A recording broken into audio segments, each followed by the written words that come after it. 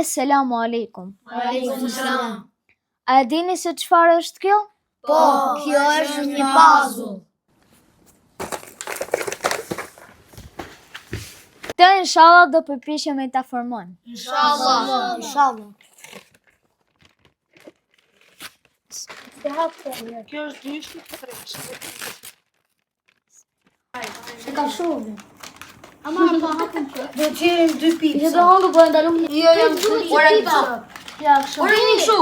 Ja, keni edhe këtu sa pizza, sa gjëra. Ora kjo është një zez, një e gri. Do hapën këto. Nëse do ta linim këtë puzzle që të formohej vetë dhe secila copës të vendosej në vendin e saj, pa pasur askënd që ta rregulloj, a do të bëhej kjo? Jo. A e dini se ka njerëz që mendojnë se e gjithësia është krijuar vetvetiu, pa pasur një krijues? Jo, nuk duket as pak logjike.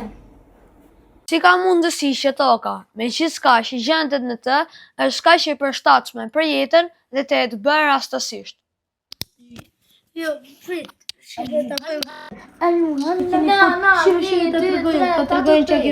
gabime keni bëju? Pa jo është prit. Se keni bëj gabim.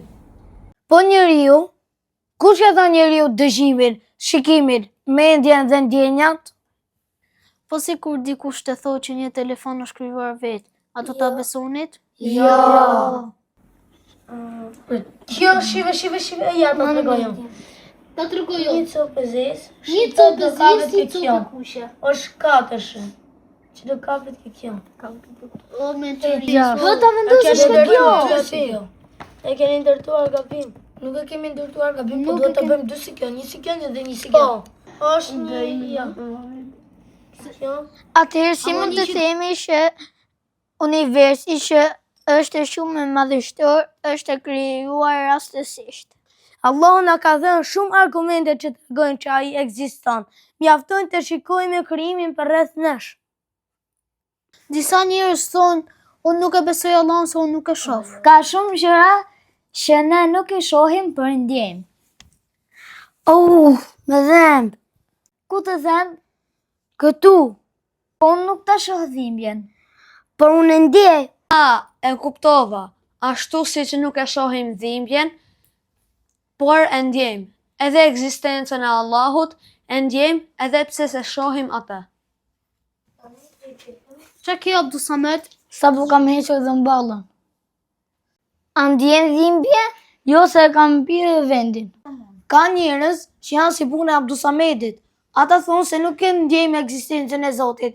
Sikur thot Abdul Samedi që nuk e ndjej dhimbjen e dhëmballës. Po ata si ka mundësi që nuk e ndjenjë? Kush ka kam pirë ndjenjat atyre?